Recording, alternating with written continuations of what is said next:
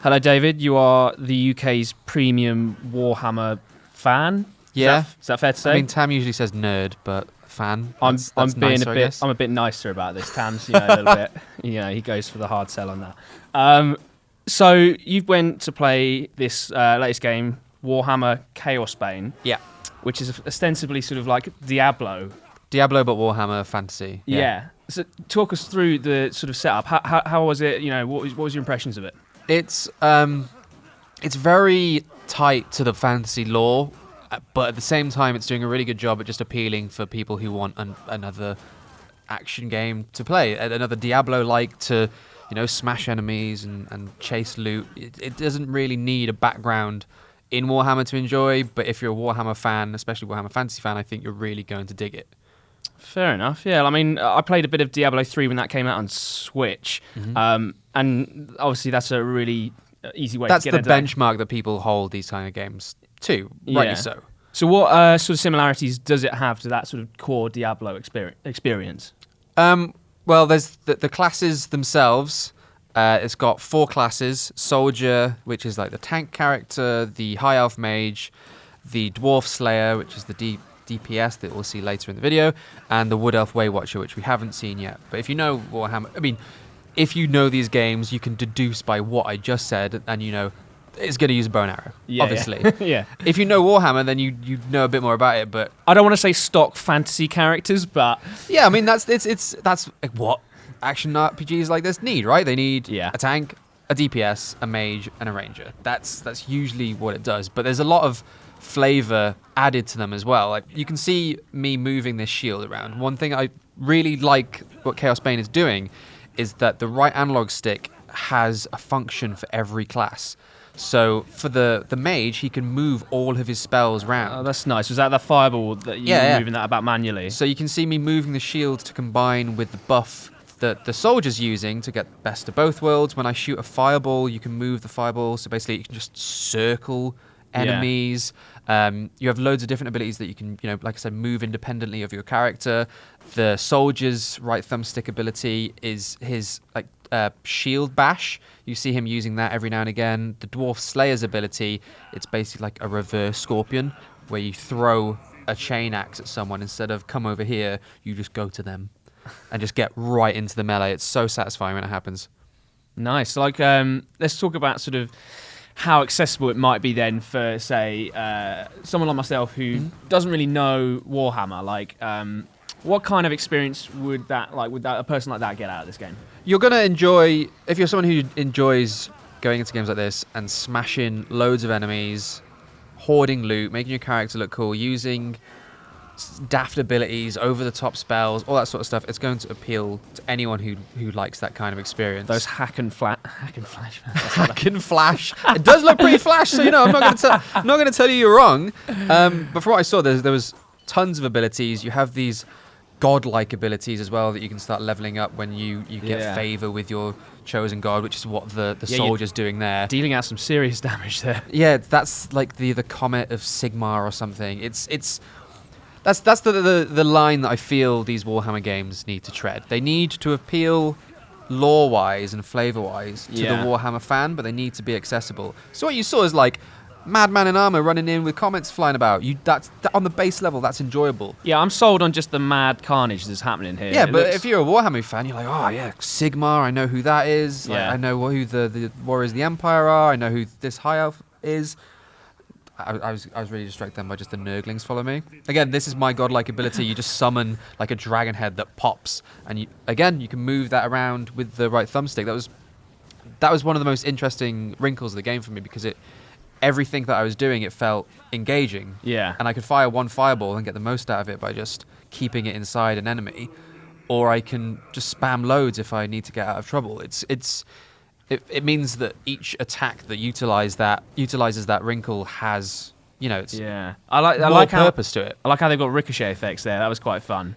Yeah, bouncing fireballs. Yeah. Obviously, they're made out of. And is that burning rubber? Can you just spam that, or is that sort of has that got a cooldown on it? It's got, as you can see in the bottom right, that the golden meter, similar to other games like this, you have to generate your mana or your rage if you're a soldier. So it's not something you can spam. You have that lightning ability, which is kind of your default attack for a soldier. It's just a strike, and then those attacks will build up the meter to use your special attacks. So it's not like you can all your big fun attacks. Yeah, great. They're a lot of fun. They look flashy, but they're not going to be something you can just spam.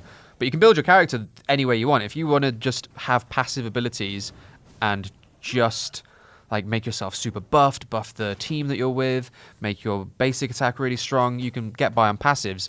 Or you can ditch all the passives and just have loads of really cool abilities that you can use whenever you want. Yeah. They made it very clear that you can just build the type of fighter that you want. Like I said, if you want to just spam like A attacks, knock yourself out. You can make your A attacks as powerful as you want. So how does the sort of the questing work? Is it very similar to how Diablo sort of?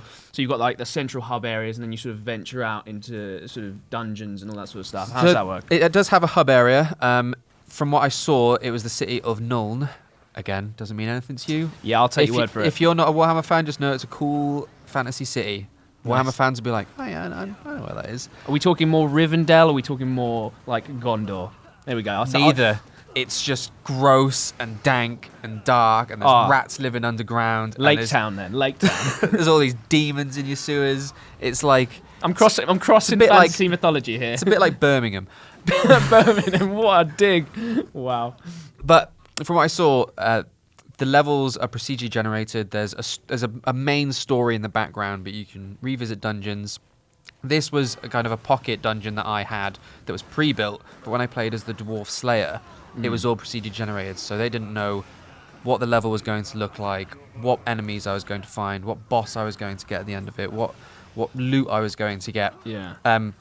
Again, these kind of games, they need to have that replayability wrinkle, right? That's how Diablo lasts so long. That's how a lot of these games live and die. They need to be satisfying to play again and again and again.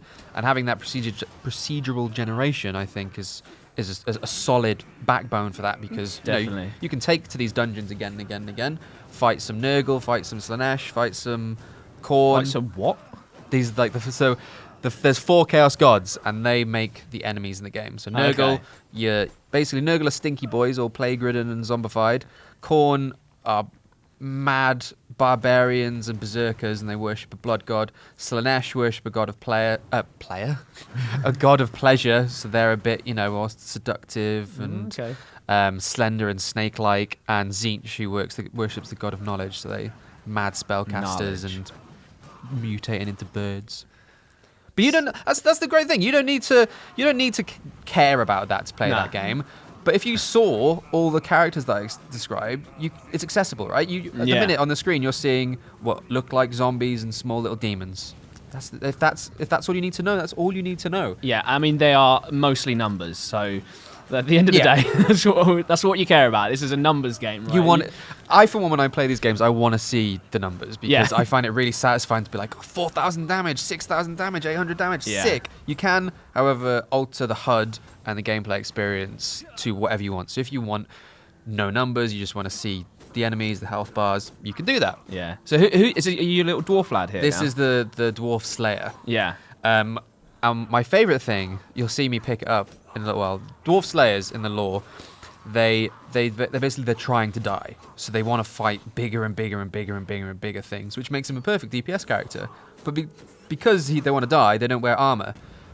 But in a game like this, you need an armor value to make the game satisfying to play. Yeah. So his armor is from his tattoos and beard.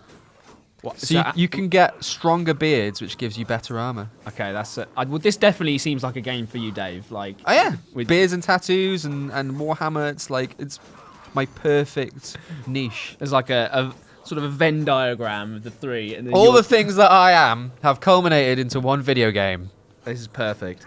Well, I can make you play it as well, because it's got 4-player co-op. Yeah, so I was going to ask, so like, how does that work? Because obviously that Diablo sort of hooks around like that multiplayer angle, being able to play with friends, which is great. So can you get that sort of same experience here? It's like super satisfying to drop in and drop out. You'll see another elf join me shortly. You can drop in. Your play is not interrupted by anything that your co-op partner does. And in some games, if your co-op partner wants to fiddle with a menu, you're like, oh, come on, I just want to hit things. Your mate can sit in the menu as long as he wants. It doesn't pause the game instance. Yeah. Like I said, all drop in, drop out. It's not cross-platform, but what's really nice is that you and I can play. Here's the tattoos and beards that I found. Yeah. You and I can play split screen or shared screen on one. Someone else can be playing on the internet on a different PlayStation. Yeah. Same for PC and Xbox. I did ask about Switch. Not ready to talk about that, but fingers crossed because It has to come to Switch. a game like this, it is a perfect fit. So, Yeah. like I said, fingers crossed we will see something like that. Because, I mean, I want my commutes to work for me to be collecting dwarven beards and axes and tattoos and making my lad. See, that's the cool like That scorpion hookshot, thing. Yeah. But yeah, man, it was just I played it for about an hour and a half, Yeah.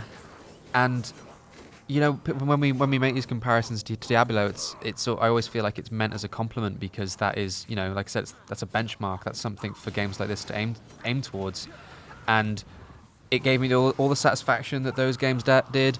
I, of course, am going to be a little bit more biased because it's existing in a genre and a universe that I personally hold quite dear as a Yeah. huge Warhammer fan. But I'm also very critical of games that use Warhammer as their storytelling device because it is so dear to me. So to have this game that was A, super satisfying to play, and B, I feel like it's being very faithful to, you know, To the to lore. the franchise, and the lore is great. Like they Yeah. even got Mike Lee, who is a Black Library author himself, like a Warhammer writing alumnus, like someone who actually knows his stuff to come help, you know, produce and write the game story. So I mean, just off the back of that, you know, it's faithful to. If you're a Warhammer fan, it's going to be faithful to the hobby that you hold dear. Yeah. It's always good to have that sort of authenticity and sort of for sure. and the authority of someone that actually writes for whatever subject or source material you're working with. So Yeah. I think that would definitely give it sort of an extra layer, shall we say? Yeah, and if you just want, you know, what seemed for the 2 hours that I played, just a really fun action hack and slash Diablo-like, cool. You've got that. You got buttons to mash and enemies to crush and skills to level up and loot to collect. I don't know what else you want, Mace. That's all you can ask for, really. Sounds good to me. Does it have Zelda in it? That's all I care about. No, not every game has Zelda in it, you big nerd.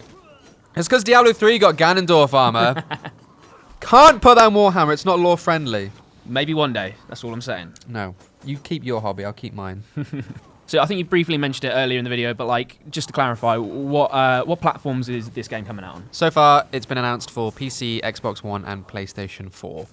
And we've got fingers crossed for Switch, but like I said, don't know yet. But being the Warhammer nerd that I am, I occupy the unique position that I get to tell all the wonderful listeners about all these Warhammer games. So if Chaosbane looks like your cup of tea, or you are a Warhammer nerd like I am, then, I mean, no-brainer, make sure you stay tuned to GameSpot.